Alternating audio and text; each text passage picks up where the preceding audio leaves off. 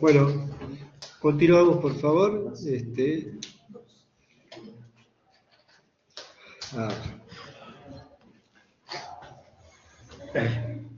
Esto es, ¿qué es el dinero? ¿Para qué sirve? Recuerden, estamos en la primera parte de tratar de contextualizar algunos conceptos que ya conocemos de dinero. Entonces, no es solamente el nombre de un activo en particular, además vemos que no es necesario que sea un activo en particular, sino que es mejor definirlo, como dice acá la presentación, en términos de funciones, de manera tal de que yo pudiera identificar más de un tipo de dinero y acá Hamdan dice una concepción narrow y una concepción broad, una concepción ajustada de dinero a algo que yo sé, por ejemplo, billetes y monedas, pero puede ser distintos tipos de billetes y monedas, dólar, peso, ¿cómo se llama el de Paraguay? Guaraní. Son distintos tipos de dinero en algún sentido, porque son monedas distintas, pero son el mismo tipo de dinero en otro sentido, porque son billetes y monedas. Entonces, esa es una concepción acotada del dinero. Y la concepción más amplia de dinero sería que distintos bienes pudieran ser dinero, aun cuando fueran distintos bienes en sí, de manera tal que la funcionalidad de esos dineros tenga que ver con el tipo de transacción que yo quiera hacer y particularmente con la propiedad de fraccionamiento que necesito hacer. Una de las razones por las cuales se decía que de hecho éramos y no éramos una economía bimonetaria es porque las transacciones en otra moneda que se llamaba dólar o que se llama dólar se utilizaban solamente para determinados tipos de bienes. Es decir, nadie pagaba una cuota de teléfono con dólares, pero sí te comprabas una casa entera. Dicho sea de paso, el famoso dicho popular en Argentina. Argentina es aquel lugar donde te compras una casa al contado, pero cuando vas al súper pagas con tarjeta de crédito y cuotas los alimentos. Es como algo muy raro. De verdad, el principal medio de pago en el supermercado es la tarjeta de crédito. Los bienes que se amortizan inmediatamente son los que pagás en 8 cuotas. Es algo muy raro. Bueno, capaz que porque no te alcanza o por las diferencias, pero en otras partes del mundo no sucede que los individuos vayan y se compren una casa de contado, o que vayan al concesionario y ¡pac! Te pongan ahí los miles de dólares. Por lo general se utiliza el crédito. Bueno, acá por la cuestión cultural de que todos queremos a veces esquivar al tributador, pasa lo contrario. Bueno, entonces, existen distintos tipos de dinero. Las funciones tradicionales del dinero, con lo cual nosotros decimos que cualquier tipo de dinero que cumpla, pero cualquier activo financiero que cumpla con estas funciones, va a ser dinero, es un medio de cambio o un medio de pago. Tiene que ser absolutamente esencial. Tiene que ser esencial que yo pueda comprar un bien, más allá de la tasa marginal de sustitución o del tipo de cambio, de la razón de cambio, pero que otro individuo acepte que yo le compre un bien con dinero. Es decir, no que acepte que haga una transacción tipo trueque, sino que traiga un bien al efecto que sirva solamente para hacer una transacción. Que la otra persona lo acepte, que me hace un descuento, que me cobra de más, no importa, pero que lo acepte. Eso es esencial para que sea dinero. ¿Ok? Estamos acostumbrados a que los tipos de dinero electrónico, que las billeteras electrónicas, que los tipos de dinero más tradicionales, como los tipos de dinero papel, que las tarjetas de crédito, que tienen una caja de ahorro por detrás, que las de débito, una cuenta corriente, que las de débito, una caja de ahorro por detrás. Pero hay otros tipos de dinero que no son tan usuales y que no sabemos si cumplen o no con esta función. Las cripto. A ver. Bueno, las cripto son o no son dinero, Bitcoin. ¿Qué piensan ustedes? Depende de si Y en relación principalmente a esta primera. En relación a la primera, si se vieron transacciones, ya sean mínimas o excepcionales, ¿cuándo fue que se pagó un alquiler en Bitcoin? ¿Hace cuánto? Creo que se tenía la noticia de que alguien había aplazado con Bitcoin. Bueno, pero ¿se acuerdan que, bueno, no sé si vieron que estaba Binance, que había sacado una tarjeta que vos podías tener ahí Bitcoin o dólares, sí, y pagaba con tu débito y te hacían te convertían. Y duró nada, un año nomás. Yo la tenía y ya era. Entonces, En algunos lugares, sí, el Gastón dice, en algunos lugares es un medio aceptado. Bueno, acá en la Católica en su momento te vas, se podía Se podía, ¿no? pagar Sí, su sí, momento, sí, nunca se pudo, pero era En el momento se promociona se eso. promocionó. Y les hago una pregunta más fundamental. ¿Y ustedes saben si está reglamentado por el Banco Central que los bienes y servicios en Argentina se pueden comprar en Bitcoin? y supuestamente el objetivo del Bitcoin es que sea independiente. Fíjense, es algo muy curioso porque es porque es una transacción, un acuerdo entre privados. El Banco Central es el Estado que interviene para regular el sistema financiero, en el cual intervienen tanto privados como públicos. Y en este Dice caso, que no hay reglamentación. exactamente. Bueno, pero bueno, las estafas no es solamente por eso, ¿no?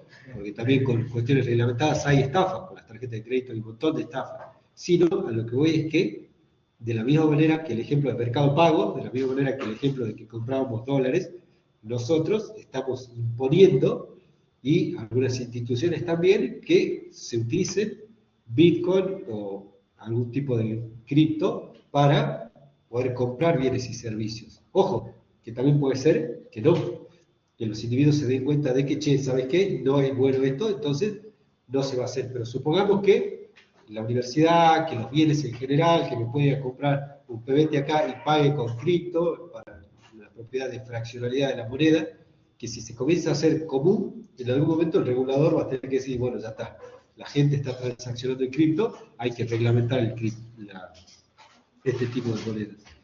Entonces, mientras algo sea comúnmente aceptado en contra de otros bienes, es decir, por intercambio de bienes, es dinero. Así de sencillo. Que puede ser dinero para una comunidad y cuando haces comercio internacional te va un poquitito más allá y ya no es dinero. El ejemplo del voucher que yo les ponía vale por la regularidad. Si se van acá al lado donde están dando, qué sé yo, psicometría 1 y le llevas el voucher, vas a decir, bueno, este es un papel. Bueno, lo mismo pasa en términos internacionales. Si vos hasta hace muy poco ibas con un peso argentino a tratar de comprar en otro lugar, te decían, no, esto no vale ni lo que el papel es lo que está impreso. Bueno, también es una cuestión de escasez relativa como todos los bienes en la economía. Ahora, entonces, su medio de cambio, que acá dice que es una función absolutamente esencial. Un depósito de valor, a veces temporal, por eso dice argentinos, en contextos inflacionarios, por lo general sucede que mantener dinero en el sentido más líquido no es rentable, sí. Ahora, hay otros tipos de dinero, ¿sí? Piensen ustedes en las mismas billeteras virtuales que pueden utilizar, que mientras tienen la plata ahí, están en el money market o están en un fondo de inversión que les está generando algún tipo de interés. Entonces, también se comenzó a hacer un poquitito más gris. No es que el dinero solamente te rinde cuando se mantiene el valor estable de la moneda, porque no hay inflación, sino que hay determinados tipos de dinero que los podés seguir utilizando y te están rindiendo interés. Porque hasta ahora, hasta el curso de macro, nosotros teníamos el dinero y los bonos. El dinero no rinde interés, los bonos sí. Pero nosotros vemos que hay una concepción amplia de dinero donde se mezcla esto. Vos podés comprar bienes y servicios con bonos, entendiendo como bonos como un tipo de dinero que te rinde interés. ¿Ok? Lo que sí es cierto es que en contextos inflacionarios, hay que darle, ojo, y en contextos inflacionarios, como hoy que dicen que, bueno, acá mi trader amigo lo sabrá entender mejor, que mantener dólares en billetes hoy es un mal negocio porque tenés inflación en dólares. Entonces, la otra moneda que nosotros utilizábamos, si la mantenemos en el colchón, entre comillas, también estamos perdiendo valor. Con lo cual, es interesante analizar esto. Bueno, ya lo vamos a ver. ¿Querés aportar algo? Nada, que el depósito de valor, almacén de valor, viene dado porque justamente, o sea, ahí volvemos de nuevo a la existencia de algún ente que tiene que estipular, mantener el valor estable, y es por eso que el Banco Central. El Banco Central debe pregonar justamente por el que el valor mantenga, el dinero mantenga su valor en el tiempo, y eso es lo que no lo ha logrado, como dice el profe, de la creación del Banco Central. Pero inclusive esta cuestión de qué es el dinero, por qué sirve y todo, se radica fundamentalmente cuando existe el dinero fiat. Cuando se sale del patrón oro, que tenía el respaldo y va a un dinero fiat, que es un dinero que nosotros tenemos el billete de 1000, con una deuda del Banco Central, que vos lo tenés y por confianza, y obviamente porque es obligatorio la circulación, lo tenés que utilizar. Pero si no, es como decía el profe, la competencia de moneda, la ley Gresham, la moneda fuerte te termina comiendo la moneda débil, pero vos estás obligado en algún momento a utilizar la moneda que está de curso legal. Entonces, esta suposición de depósito o almacén de valor, por ahí no es tan generalizado como que sea una función de dinero, porque, por ejemplo, lo vemos en el peso. ¿Entendés? O sea, vos decís, bueno, yo lo utilizo para comprar bienes seculares normales, pero yo si quiero comprar una casa o algo, pues voy a preguntar y está valorado en dólares, en otra moneda. Bueno, el estándar para el diferimiento de pagos y derechos, las deudas se nominan en pesos o en la moneda del curso legal a futuro, y los derechos también. Si te dan un crédito es a futuro, el descuento, en el sentido de que a futuro tenés que pagar en esa moneda, no es que a medida que pasa el tiempo, bueno, ojo, también puede ser, ¿no?, que se paguen distintos tipos de moneda. Y la unidad de cuenta, que esta para mí es una de las grandes intenciones de la moneda, porque es la que le quita la dimensión al resto de los bienes en la economía y la que permite, hoy estamos dando una clase de macro, la agregación macroeconómica. Todos los bienes pierden su identidad original al transformarse o al dominarse en términos monetarios. Esto vale 100, esto vale 1000, esto vale 10.000. Entonces, la agregación económica no se hace sobre 1, 2 y 3, sino sobre el valor monetario de los bienes. Porque los bienes, para que una moneda sea como tal, tienen que nominarse en esa moneda, nominarse de cambiar el nombre. Sí. En otras palabras, los bienes pasan de ser, digamos, se lo deja de calificar como su cualidad, sino como cuantificado en plata. Exactamente, en dinero. ¿Sí? Que puede ser 100 pesos, 100 dólares, 100 lo que fuera. Pero eso está dado también por la evolución histórica del dinero. Porque si veamos que su primera aparición era el medio directo, que era el trueque, ¿cómo vendes o transportás hacia otro lugar, porque voy a intercambiarte por algo, 1000 ovejas, por ejemplo? Entonces era más fácil tener un cosito así de moneda que llevarte las 1000 a valor. Entonces eso va evolucionando a la medida del tiempo, y es el fraccionamiento que permite la unidad de cuenta, el fraccionamiento de la unidad monetaria. Entonces también es como una cualidad que ya viene dada del dinero a partir de su fraccionamiento y de la simplicidad de los costes que había en aquel entonces para ahora. Y ahora imagínate ahora una transfer market, una transferencia y ya está. La deducción de costos es importante también. Bueno, acá lo que dice este slide tiene mucho que ver con lo que estamos hablando, una economía desarrollada. A medida que la economía está más desarrollada, los tipos de dinero, los intermediarios financieros y el sistema financiero en general es más complejo.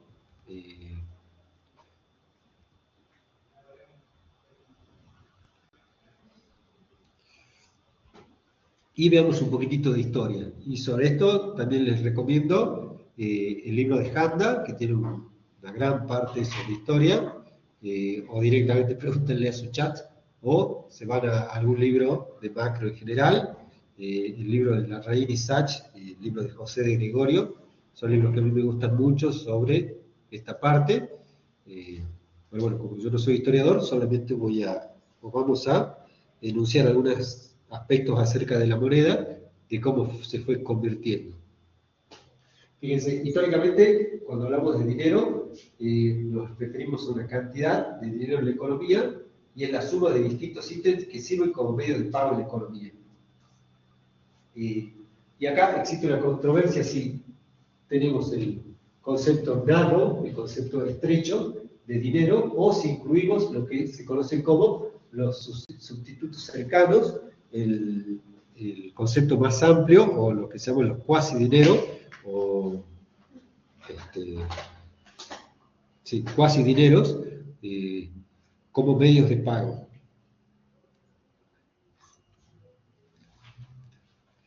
Entonces, nosotros podríamos tener una definición pura de dinero diciendo que es aquel bien que sirve directamente como medio de pago. Y si nosotros lo hacemos referido a los agregados monetarios, podríamos decir que es M1, el agregado monetario M1, dependiendo del tipo de economía, pero M1 por lo general va a ser billetes y monedas y dinero en cuentas corrientes o cuentas a la vista.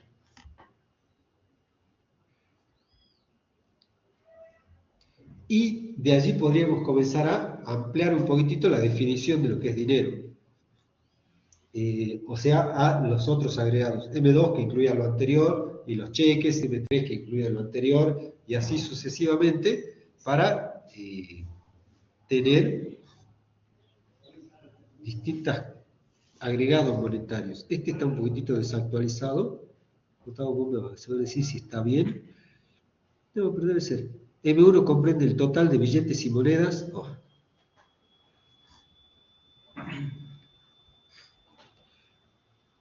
M1 comprende el total de billetes y monedas en poder del público, le llamamos circulante, cuyo importe se obtiene de la diferencia entre el total de circulación monetaria y el efectivo en pesos disponibles en las entidades financieras, entendiéndose por tal no solo el existente en caja, sino también el que se encuentra en empresas transportadoras, etc. Y los depósitos en cuenta corriente, correspondientes a los sectores públicos y privados, los financieros del país y a los residentes en el exterior. Entonces, billetes o circulante más depósitos, como nosotros lo vimos en nuestro curso de macro. Circulante más depósitos.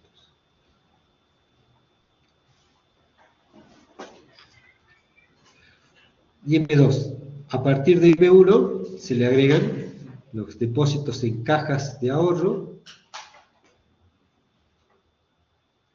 pertenecientes a los sectores públicos y privados no financieros del país y a los residentes en el exterior. Bueno, M1 más otro tipo de depósito. Les pido por favor que después corroboren si esta definición de agregado monetario está actualizada, por lo menos en el BCRA. Me imagino que sí, pero nunca sabe. M2, más depósito a plazo fijo, e inversiones transferibles e intransferibles, pertenecientes a sectores privado y público, y monedas detalladas en la definición del agregado 2. Y así sucesivamente vamos como ampliando.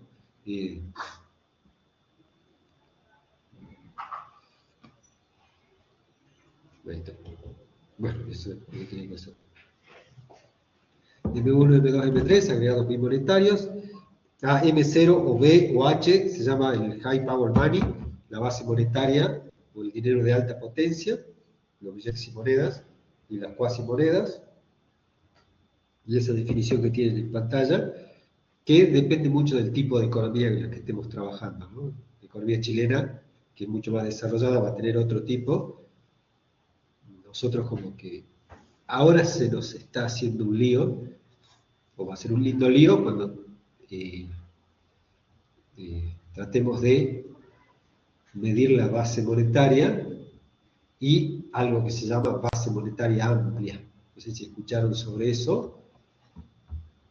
¿Podés explicarle a los chicos qué es la base monetaria amplia? Vendría a ser lo que es el circulante más los depósitos, inclusive eso, lo que es el problema que tuvo el Banco Central, que eran los pasivos, los remunerados, que eran las LELIQs y todas las letras de liquidez. Entonces, por eso, por ejemplo, el gobierno ahora te dice, yo tengo emisión cero y mi base monetaria amplia está constante. Eso quiere decir que los pasivos remunerados del Banco Central los sacaron y los mandaron al Tesoro, o sea, por su verdadero deudor que era el Tesoro, que le obligaba al Banco Central a comprar, y entonces mantiene constante la base monetaria amplia, que eso le permite jugar con los agregados monetarios. Y lo que pasó, que hace poco hubo un comunicado del Banco Central, que están perfeccionando los agregados monetarios para definirlos bien y saber dónde se encuentra cada dinero y así poder elaborar una función de demanda de dinero. Entonces, es importante, digamos, esta segregación de dónde se encuentra cada agregado monetario para poder más o menos comprender y el Banco Central elaborar una función un poco más real, y no decir, no, mi circulante es tanto y nada más. O sea, no permite ningún estudio en profundidad, más cuando estamos hablando de que se está combatiendo la inflación en todo caso. Fíjense que es re importante porque si vos decís que la inflación tiene un origen monetario, también tenés que saber cuánto dinero aceptás en el mercado y cuánto dinero va a ser inflacionario y cuánto es no inflacionario o cuánto dinero se va a necesitar para una reactivación económica. Entonces no podés sencillamente decir, bueno, no se emite más, no se recibe más dinero, porque cuando se comienza a reactivar la economía vas a tener dinero que es no inflacionario. ¿De dónde sale eso? ¿Cómo haces para predecir eso? Y bueno, ya cuando veamos la parte de oferta vamos a ver bien qué es un pasivo remunerado, qué es no remunerado. Por lo general, lo que nosotros tenemos en nuestro bolsillo son pasivos del Banco Central, que por una definición tradicional del dinero, el dinero no se retribuye, pero hay otros que sí. Además, ahora entendí que con la suba de los encajes a los bancos, el diferencial de encaje sí se va a remunerar. Sí. Porque, La emisión del Banco Central hace que pide un interés. bueno, fíjense qué interesante que se está poniendo ahí, qué mixto que se está poniendo el sistema, porque es solamente el diferencial. Bueno, por eso ahora el contexto monetario es medio complejo en el sentido de que ya no es dinero y bonos, remunerado y no remunerado, ahora hay un entrevero y tenemos que saber cómo escindir algunas cosas, en particular para ver cómo va a ser el multiplicador monetario. Porque no es lo mismo el multiplicador de un tipo de dinero que el del otro. Un dinero que tiene mucha liquidez que uno que no tiene mucha liquidez. Bueno, veamos. Breve historia de la definición del dinero. El dinero tiene varias funciones y puede cumplir esas funciones en diferentes grados, de distinta manera, con lo cual, una vez que definimos que todos estos cumplen con las funciones, después podemos ver cuál es el mejor para determinado tipo de transacción y cuál es el mejor para todas las transacciones, o sencillamente, si estoy en un régimen multimonetario, cuál puedo utilizar para una y cuál puedo utilizar para otra. Fíjense, en etapas tempranas de la economía, en las economías de trueque, justo también hablábamos de esto, hay algo que todos lo estudiamos en macro, que era la doble coincidencia de deseos. Yo tenía que ir al mercado, en una economía no monetaria, y con mi esfuerzo de producción, llevarlo al mercado para transaccionar contra el esfuerzo de producción de otro bienes y servicios, de manera tal de que yo tenía que encontrar a alguien que tenga lo que yo quiero y que quiera lo que yo tenga. La doble coincidencia de deseos. Esa doble coincidencia de deseos primero hacía que tenga que invertir mucho tiempo en una búsqueda de quién exactamente tiene. Y después ponernos de acuerdo en la tasa marginal de sustitución. Che, te doy 2 cabras, pero valen 3 vacas. No, no valen 3 vacas, valen 2,5. ¿Y vos me vas a cortar la vaca acaso? No, ¿cómo hacemos? Entonces, determinados bienes, las economías de trueque, tienen el gran problema del fraccionamiento. Hay bienes que no se pueden cortar. No te puedo decir, vale un termo y un cuarto. Bueno, ¿y quién va a cortar un cuarto del termo? ¿Y quién va a querer los otros 3 cuartos si no llega a ser un termo? Entonces, tenemos ese problema de no continuidad de la tasa marginal de sustitución. No es que puedo trazar una curva de preferencia, porque no es continua, es escalonada. Los bienes son enteros, tienen ese problema. Entonces, esa barter economy tenía ese problema, que puede ser hasta romántico, no sé, comunitario, que el esfuerzo de producción sea el mismo el que se intercambia, pero es dificultoso en términos de una economía desarrollada. Eso no es una economía monetaria. Pero de allí surgen los dineros mercancía. Dentro de esos,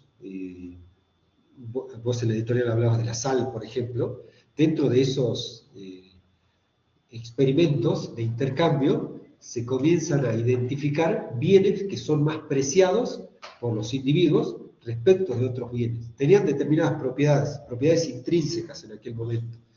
Estamos todos de acuerdo en que la hierba es un bien superior. Superior no porque en términos de elasticidad de ingresos, sino por determinadas propiedades. Entonces, Ya todos le habíamos dado una característica primordial. Con lo cual, orden espontáneo del mercado, a alguien se le ocurrió, che, y si en vez de llevar las vacas, llevas el equivalente en términos de yerba, perfecto. Entonces, sucedió que de la misma economía sale un bien que forma parte del mismo esfuerzo de producción, pero es un bien que está en las líneas de producción que se utiliza como dinero. Sigue siendo dinero mercancía, pero pasa de ser una economía no monetaria, en la que yo transacciono inmediatamente bienes uno por otro, con esa tasa marginal, a ser una economía monetaria, porque todos nos pusimos de acuerdo en que, che, ¿cuál es el bien más preciado para todos nosotros? La yerba, perfecto. Entonces la yerba va a ser la moneda, o una de las monedas. Ahora, ese dinero mercancía tiene el problema de que es parte del proceso de producción, porque también en este momento estamos perdiendo dinero porque estamos lavando la yerba al tomar mate. Entonces, pasaba con el oro, pasaba con la plata. Exactamente, estamos quemando plata. Pasaba con el oro y pasaba con la plata. Si yo utilizaba oro para transacciones, lo sacaba del proceso de producción. Entonces tenía una competencia. O se utilizaba para transaccionar o se utilizaba para producir. Una forma, en este sentido, dice la presentación, eran las monedas hechas de metales preciosos con un valor de cambio equivalente o casi equivalente al valor del metal contenido en la moneda. Eran monedas de curso legal. Fíjense la importancia que se le daba en este primer momento a la valoración intrínseca del bien. Y la valoración intrínseca del bien no estaba tanto en qué tanto valor le damos nosotros, sino que tanto valor tiene esa cosa, ese oro, cuánto cuesta. Y por algún motivo lo trasladábamos a la valoración de los individuos. Esto cuesta 100 pepitas, entonces tiene que valer eso. Tiene que valer 100 porque cuesta hacerlo 100. Teníamos esa misconception, ese error de que lo que cuesta es lo que vale. Bueno, ¿querés? Haciendo una salvedad, podemos plantear que, por ejemplo, uno de los grandes problemas del dinero fiat es que se emite un papel que es contra deuda y todo puede haber hiperinflación. Y en cambio, por ejemplo, si vos tenés un patrón oro, no puedes tener hiperinflación, porque tenés que tener un respaldo para tener una hiperinflación. Entonces, ¿cómo vas a sacar una extremadamente cantidad exponencial de dinero, de oro, perdón, para tener una hiperinflación en dólar, en oro, perdón? Claro. Es imposible hacer eso sobre. Por eso justamente los autores que respaldan el patrón oro es por eso, porque no va a poder hiperinflacionar. ¿Dónde sacar si un matrimonio era escaso? No sé. Bueno, y decían que era, como hace rato te pregunté, una de las ventajas de las criptos. Claro. Porque vos tenés una nominación fija, no creás más. No, claro. Además, se crea cada vez menos. Bueno, claro, porque justamente si vos sos un tenedor de una cripto y si vos sabés que se va a fraccionar, va a valer menos tu cripto en el mercado porque hay más.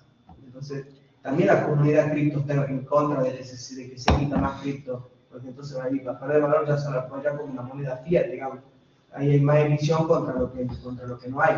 Entonces, yo estaba leyendo un podcast sobre la comunidad cripto y era uno de las así de que no la hacen todavía moneda de curso legal, es porque si interviene una autoridad central o monetaria, lo va a tender a querer inflacionarla en algún momento por la política, o cuando por ahí Milei planteaba que quería dolarizar y dice no, porque vos vas a perder tu soberanía monetaria, porque vos no podés planificar, y muchas veces inflacionar bajo colchón. Entonces, ¿cómo querés inflacionar vos Bitcoin?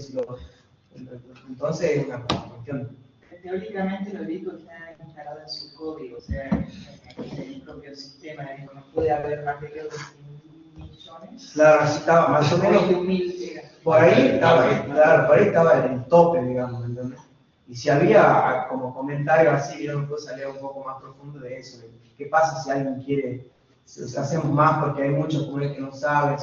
Si alguien quiere, creo que el principal problema viene que tendría que ponerle un impuesto a eso, tal vez regular algún punto de la transacción. Qué mala palabra, regular. Por favor, deja el curso. Retírate. Pero si, por ejemplo, cuando vos transaccionas con cripto, perdés un centavo de dólar que es nada. O sea, en relación de realidad con cripto, sí, nada. Miles de millones de transacciones. Claro. Bueno, pero a ver, Fíjense, esa era la concepción, pero hacía referencia a la concepción que estaba por detrás, que el esfuerzo de producción traducido en obtener un metal precioso hacía que fuera tan costoso y que se trasladaba su valor. Y tenemos una gran discusión y hay mucho derrapado sobre la distancia conceptual que existe entre el costo de algo, el valor de algo y el precio de algo, que no necesariamente son los mismos. Los precios de los bienes no tienen que ver con lo que cuesta producir los bienes. Por eso los bienes pueden variar en su precio, si no, no podrían variar en su precio. Bueno, esta concepción del dinero en términos microeconómicos como un bien tenía esa primera debilidad, que decía, el oro es tan costoso de obtener, es tan escaso en términos relativos, que el valor que va a tener va a ser correspondiente con lo que cuesta adquirirlo. Yo, por supuesto, de nuevo, porque no es un curso de historia, el libro de Campo, justo ahí lo tiene uno de los chicos, que está haciendo tesis sobre eso, habla mucho de esto, él como historiador, esa combinación rara, porque este hombre fue trader muchos años, pero también es historiador, con lo cual tiene mucha idea de todo esto, y les pido por favor que ahonden un poquitito, porque vamos a hacer un salto estrepitoso acá, diciendo de que en determinado momento los individuos nos damos cuenta de que para transaccionar un bien no es necesario que el bien que se utiliza en una economía monetaria por definición como bien para transacciones tenga un valor intrínseco que garantice la transacción, sino lo necesario y suficiente que otra persona lo acepte. Yo no necesito que esta botella tenga el valor de transacción de esta que quiero hacer, sino lo que necesito es que vos la aceptes, y vos la vas a aceptar no por lo bello de la botella, sino porque a su vez vos sabés que él la va a aceptar, y él la acepta porque el resto de los individuos la aceptan.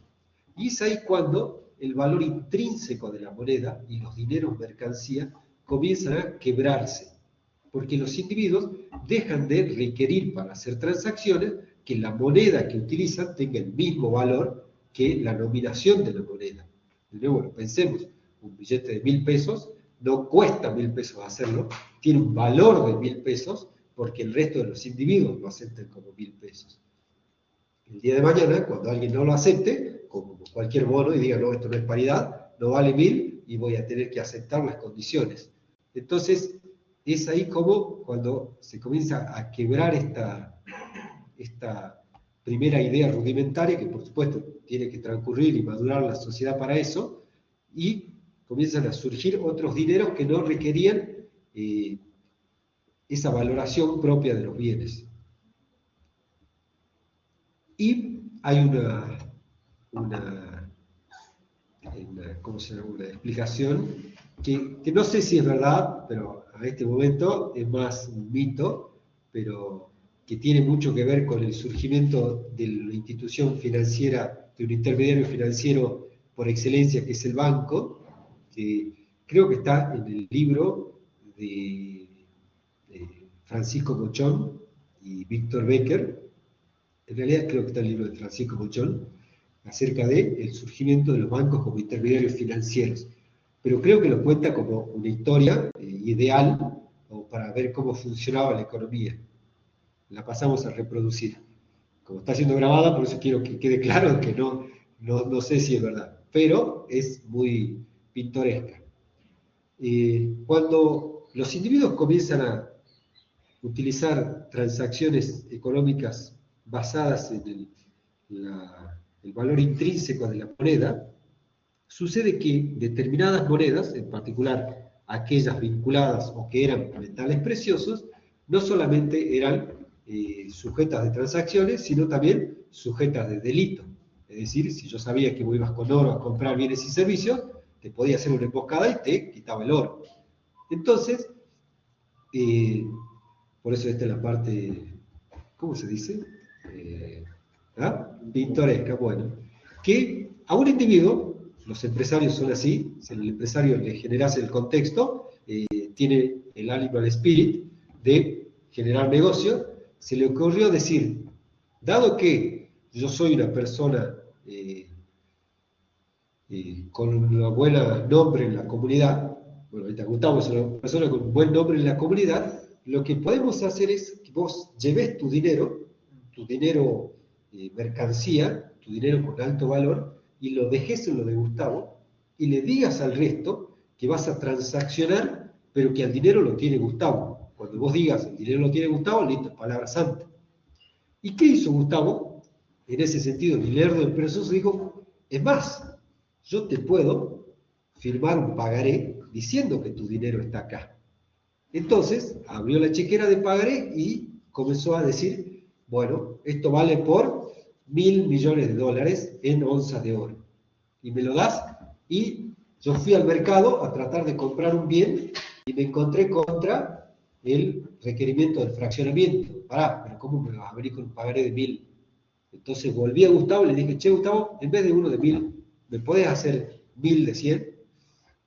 Bueno, y entonces Gustavo comenzó a generar pagarés. El pagaré, chicos, no es otra cosa que el dinero que tenemos en el bolsillo. El Banco Central, en un primer momento, hasta que se quebró el requerimiento de las reservas en oro, en dinero, en valor, lo que hacían era eso.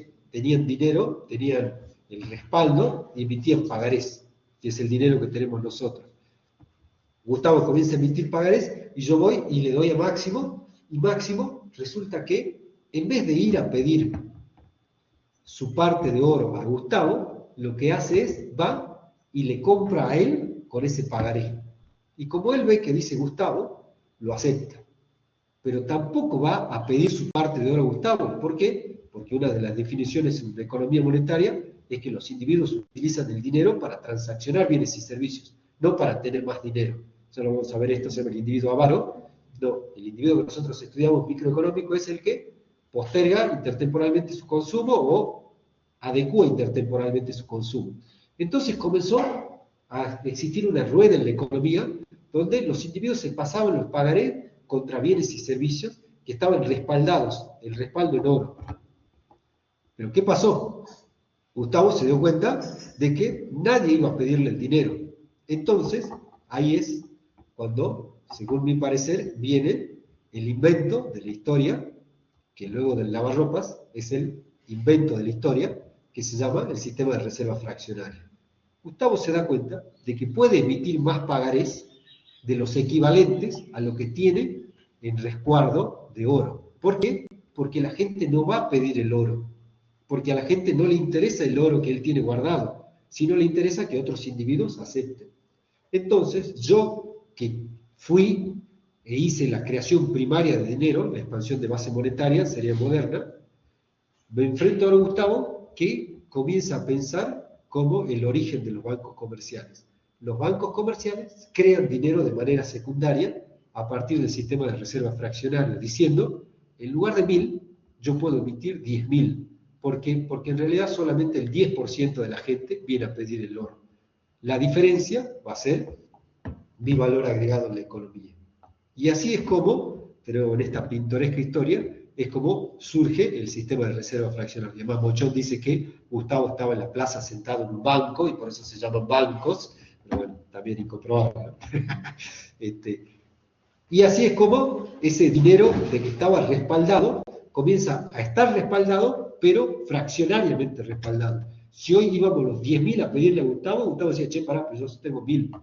Pero él estaba completamente tranquilo porque en la historia no había pasado de que vayan los 10.000 a pedirle. Porque a nosotros los individuos no nos interesaba eso, nos interesaba transaccionar en bienes y servicios. Hasta que, Bretton Woods, alguien se dio cuenta de, che, ¿y para qué tiene el oro? Si en realidad nadie lo va a pedir nunca el oro. Entonces, los sistemas económicos monetarios modernos no tienen reservas, al menos equivalentes, a la cantidad de dinero que existe en la economía. Tienen reservas en otras monedas. Si yo voy al Banco Central y le digo, voy con 10.000 pesos y le digo, quiero que me entreguen el respaldo en oro. Primero me van a decir, por favor, señor, retírese, no sea ridículo. ¿Sí? No me voy a perder el tiempo. Segundo, supongamos. Bueno, Y, No, la sopla vos. bueno, Te van a una, soplar, digamos. una de las monedas que existió se llamaba el polvo de oro, porque era tan difícil fraccionar el oro para las transacciones comunes que estaban las bolsitas con polvo de oro, que vos tenías que pesar el polvito del oro. Bueno, pero supongamos que paso el primer guardia y voy y me va a decir, no, oro no tengo, tomá, te doy dólares. Pero vos vas a decir, che, pero esto es otro billete y moneda. Bueno, vaya a la FED, voy a la FED y le digo, quiero mi equivalente en oro. No, disculpame, pero acá hace 40, 50 años que no tenemos equivalente en monedas. ¿Y en qué se respalda? Y en el Producto Interno Bruto de la economía. Es decir, el sistema monetario mundial es tan endeble que no existe ningún tipo de respaldo en ningún tipo de material para con el dinero. Solamente existe algo que es mucho más fuerte, que es la producción de la economía. ¿Ok? No sé si la hice un poco larga, pero espero que se haya entendido pintorescamente esto, en el sentido de que el intermediario financiero ahí se da cuenta, como un empresario, en una oportunidad, de que puede crear dinero. Eso es hoy lo que está en boga, lo que está en discusión. Ese intermediario financiero, la creación secundaria de dinero. ¿Sí? ¿Qué tan saludable es una economía? Porque estamos inventando algo que no existe.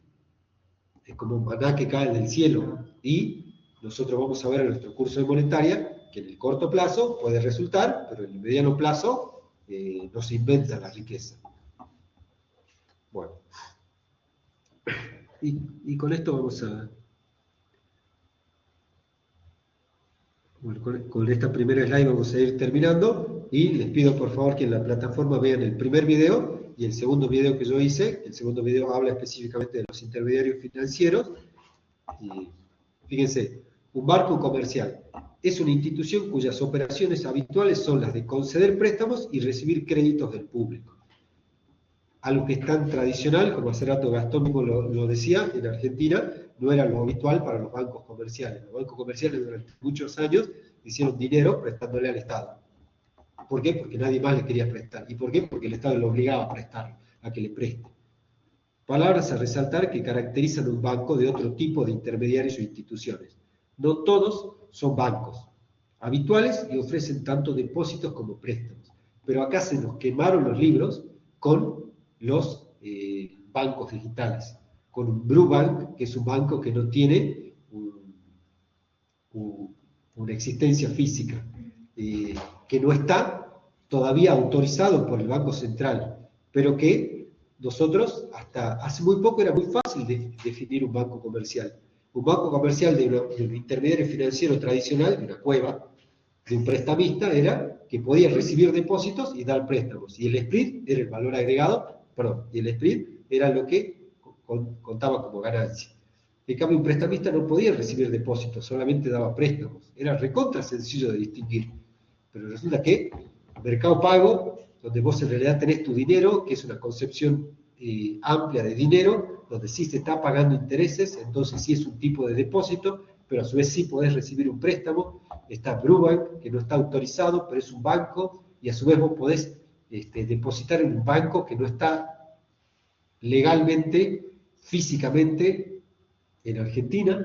¿Sí? Tengo un gran exalumno que fundó un banco en Perú, donde muchos argentinos estamos invirtiendo, pero existen en el éter, es decir, no existe en ninguna parte.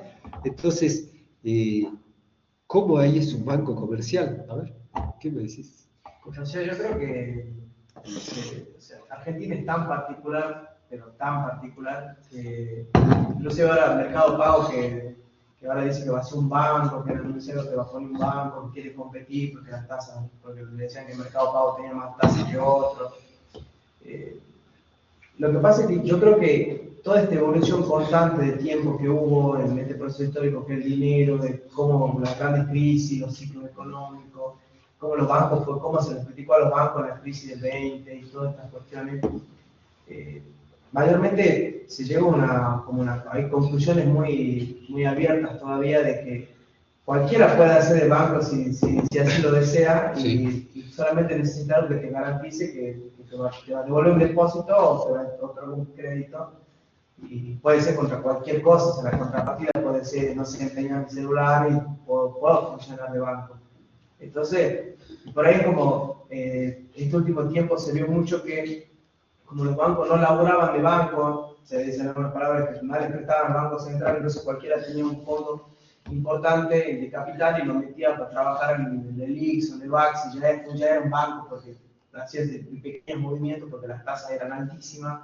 Entonces, ¿qué ibas a prestar si la gente prefería pedir un préstamo al vecino a una tasa tan fuerte y ya está? Entonces, funcionó así y seguir funcionando en algún sentido así, o que tener el cobrador de préstamo que va a la puerta, toca y si no está, te tumba la casa.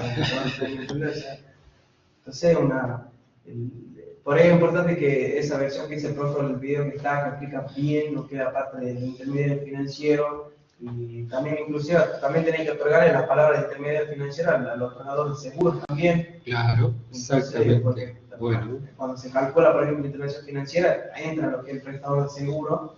Entonces, tengo una concepción bastante muy amplia, ¿no?, de lo que es. Con lo cual, la primera, así como dinero, va a ser un narrow banking, la concepción tradicional.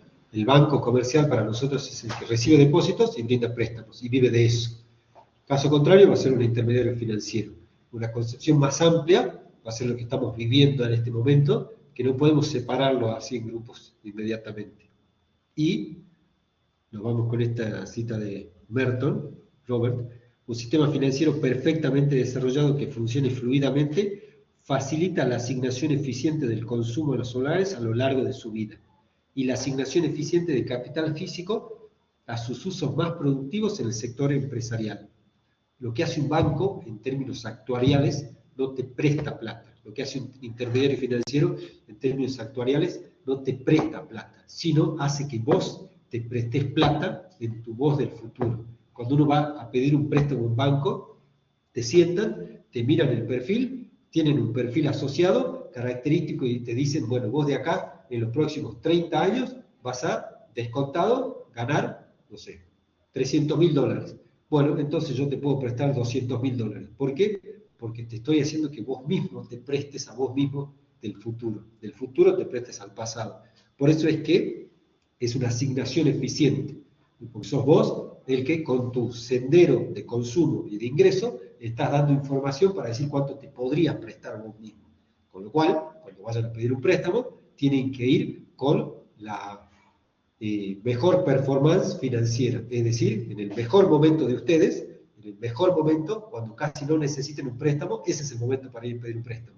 Porque es cuanto más podés obtener y en mejores condiciones. Si vas en tu peor momento, es cuando vas a conseguir las peores condiciones, porque te van a decir, no, este primero no me puede pagar, y el segundo no le puedo prestar tanto. Y a su vez, según Merton, tiene esta interesante idea, que vamos a discutir mucho, que viene de las cuentas de flujo y stock, de cómo son los mismos individuos los que les pueden prestar a otros individuos, y esos otros individuos son individuos empresas, para que inviertan, y esos individuos empresas después le pagan a estos individuos familias. Bueno, esa es la concepción de Merton de un sistema financiero. Me presto a mí mismo intertemporalmente, o le presto a otro que lo necesita también intertemporalmente.